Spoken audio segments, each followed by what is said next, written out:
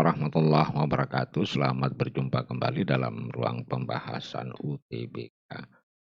Baik, adik-adik sekalian, kali ini kita akan membahas tes kompetensi akademik mata pelajaran fisika. Untuk itu kita langsung saja ke soal. Nah, di dalam soal itu dijelaskan ada sebuah kereta api bergerak dengan laju 72 kilometer per jam menuju stasiun sambil membunyikan fluitnya. Bunyi fluit kereta api tersebut terdengar oleh kepala stasiun dengan frekuensi 608 Hz.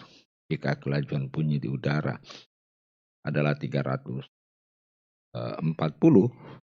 meter per second, maka tentukan frekuensi fluid kereta api tersebut. Nah, baik, sebelum kita menyelesaikan soal ini, maka terlebih dahulu saya akan menuliskan persamaan umum untuk peristiwa efek Doppler. Nah, rumusnya adalah seperti berikut ini. Katakan ini adalah frekuensi pendengar. Nah, kemudian di atas adalah kecepatan rambat gelombang, kecepatan rambat gelombang bunyi berada di udara. Ini ditambah dengan kecepatan pendengar, kemudian di bawah kecepatan rambat gelombang bunyi ditambah kurang kecepatan sumber bunyi, kemudian dikali Fs. Nah, perlu saya jelaskan bahwa berdasarkan pengalaman, hal yang paling sulit untuk dimengerti ataupun difahami ataupun dihafal adalah bagian komponen ini. Mengapa?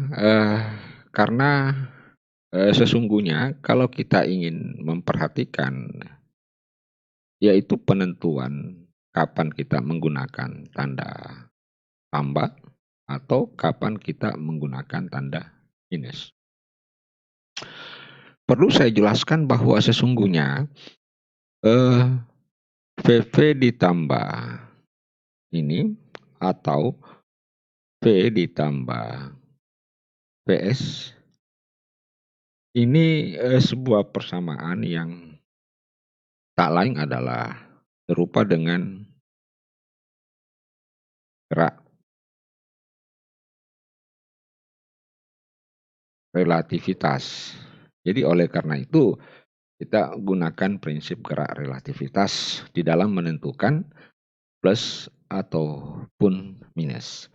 Nah, ada satu prinsip yang harus adik-adik sekalian hafal, bahwa apabila gerak itu berlawanan,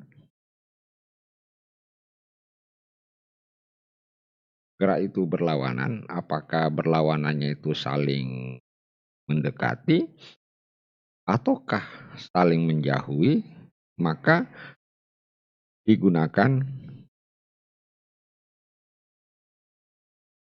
tanda plus. Jadi kita menggunakan tanda plus apakah untuk komponen yang di atas maupun komponen di bawah. Dan sebaliknya apabila gerak itu searah, ya, pokoknya searah, maka digunakan tanda minus. Nah, tentu kalau kita perhatikan bahwa gerak relatif kecepatan pendengar, ya, kecepatan pendengar, tentu ini adalah dibandingkan dengan kecepatan rambat bunyi di udara. Jadi bukan dibandingkan dengan kecepatan sumber, tetapi kecepatan rambat bunyi di udara. Demikian pula halnya kecepatan sumber itu dibandingkan dengan kecepatan rambat bunyi di udara. Jadi bukan dibandingkan antara kecepatan pendengar maupun kecepatan sumber, tetapi proses gerak relatifnya ini kita membandingkannya antara kecepatan pendengar terhadap, kecepatan rambat bunyi di udara dan kecepatan pendengar terhadap kecepatan rambat bunyi di, udara. Nah, coba kita lihat, beberapa kemungkinan-kemungkinan yang terjadi. Kemungkinan-kemungkinan terjadi, terhadap gerakan-gerakan pendengar maupun gerakan sumber. Nah, perlu saya jelaskan bahwa patokan kita itu adalah pengamat ataupun pendengar. Jadi misalkan di sini ada mobil, saya gunakan kombinasi ya, katakanlah mobil pendengar, mobil sumber. Jadi di letaknya sumber bunyi itu adalah berada di sumber. Nah, sekarang kita lihat misalkan pendengarnya bergerak ke sini ya, kemudian kecepatan sumbernya bergerak di sini. Kita sebut dengan kecepatan sumber. Dan ini adalah kecepatan pendengar. Jadi ukurannya itu, patokannya itu bukan kita membandingkan antara kecepatan sumber dengan kecepatan pendengar. Tetapi patokannya adalah kecepatan rambat bunyi di udara. Nah, kecepatan rambat bunyi di udara, sekali lagi saya katakan tadi patokannya adalah pendengar. Maka kecepatan rambat bunyi di udara, dia bergerak ke sini, ya kan? Jadi dia bergerak ke sini, kenapa dia bergerak ke kanan? Karena pendengarnya berada di kanan, gitu. Sehingga dari sini kita bisa ketahui bahwa PS dengan V itu searah, maka kita tulisnya yang di bawah V dikurang PS. Karena VP dengan ini adalah berlawanan arah, maka kita tulis V ditambah VP dikali VPS. Oke, jadi satu kejadian. Nah, sekarang saya buat lagi peristiwa berikut. Misalkan PS-nya bergerak ke sini. Kemudian ini sumber. Nah, pendengarnya berada di sini dan pendengarnya bergerak dengan kecepatan ke sini. Nah, arah gerak gelombang bunyinya tentu selalu menuju ke arah ke pendengar. Ya, selalu menuju ke arah ke pendengar, PS. Nah, dari sini kita bisa tahu bahwa frekuensi pengamat karena, VS dengan S searah ya, maka tentu prinsip tadi kita pakai kurang. Kemudian, V kecepatan sumber bunyi dengan VV adalah juga searah, maka di sini adalah nah, oke. Nah, bagaimana halnya jika misalkan, ini sumber bergerak ke sini, bergerak ke kiri dengan kecepatan PS. Pendengar ke sini ya, katakanlah bergerak ke kanan ya, bergerak ke kanan. Nah, kemana arah gelombang bunyi? Ya, tentu sekali lagi arah gelombang bunyi tetap ke kanan. Kenapa? Karena arah gelombang bunyi selalu menuju ke arah pendengar. Oke, maka kita tulis. Dengan demikian maka kita bisa tahu bahwa, frekuensi yang diamati oleh pengamat karena antara VS dengan, VV adalah berlawanan, maka sekali lagi tadi konsepnya kalau dia berlawanan di jumlah.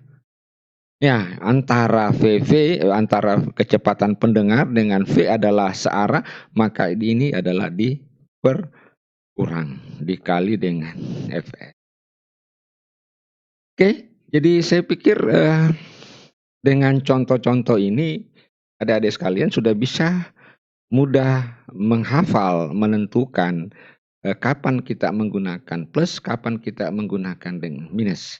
Tetapi itu tadi prinsip yang kita harus pegang apabila arah kecepatannya itu berlawanan, apakah saling menjauhi ataukah saling mendekati, maka, tanda yang kita gunakan adalah plus. Tetapi kalau searah maka tanda yang kita gunakan adalah minus.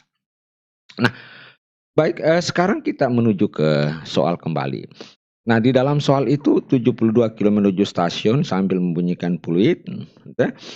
Kemudian, stasiun mendengar, 680 jika kelajang bunyi tentukan frekuensi.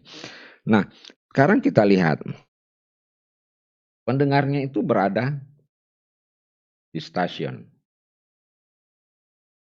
Nah, kecepatan pendengar kan tentu sama dengan 0, ya. Vp sama dengan 0. Oke. Kemudian ada kereta yang bergerak, kereta itu, sebagai disebut Vs karena di sana letak sumber bunyi. Kecepatannya itu adalah 72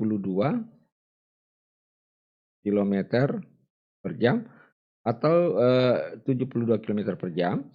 Nah, ini maka kecepatan, sumber arah ke sini. Nah, tentu kalau kita ingin menentukan, di mana diketahui masih ada, kecepatan, pendengar frekuensi, yang diterima oleh pendengar di stasiun adalah 60 hertz, yang ditanyakan adalah Fs. Maka tetap kita gunakan rumus ini tadi Fp. Nah, kita lihat untuk kecepatan V terhadap pendengar, karena kecepatannya sama dengan 0, ya silahkan 0. Ya, V sama dengan 0, apakah mau ditambah atau kurang, tetapi kecepatan pendengarnya adalah 0. Ya, V antara Vs dengan V searah, maka tentu sama dengan, kalau searah sama dengan diperkurangkan, dikali dengan Fs. Maka inilah rumus yang kita gunakan. Sehingga kita bisa ketahui ganti nilainya untuk Fv itu adalah 680 Hertz. Kemudian untuk kecepatan rambat gelombang bunyi di udara adalah 340, ya. Kemudian 340. Nah, untuk 72 km per jam kalau kita konversi jadi 72 kilometer per jam, kita konversi ke satuan meter, ini tak lain adalah 20 meter per second. Karena untuk 30 kilometer per jam itu sama dengan 10 meter per second. Berarti kalau 72 sama dengan 20 meter per second. Berarti ini sama dengan 20. Yang ditanya adalah kecepatan, kecepatan sumber. Jadi ini bukan P, ya, kecepatan sumber. Nah, tentu, kita tinggal menyelesaikannya ini. Berarti Fs itu adalah 680, 340 kurang 20 sama dengan 320, ya. Ini kita kali silang, ya. Kemudian dibagi dengan 340.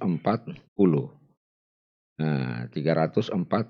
Maka jika kita menghitung, ya, kita hitung ini 34 dengan 32, ya. Ini tinggal bagi 2, nah, ini 16 bagi 2 ini sama dengan 17, ya. 17, kemudian setelah itu kita dapatkan, ya, ini 34, 12, ini 17. Sehingga kalau kita menghitung secara keseluruhan ini maka kita akan dapatkan 640 Hz. Jadi, oke. Nah, sekarang coba kita lihat, option daripada pertanyaan, di atas, maka hasilnya adalah seperti berikut ini. Ya, ternyata di bahagian yang kita dapatkan adalah 140 Hz. Oke.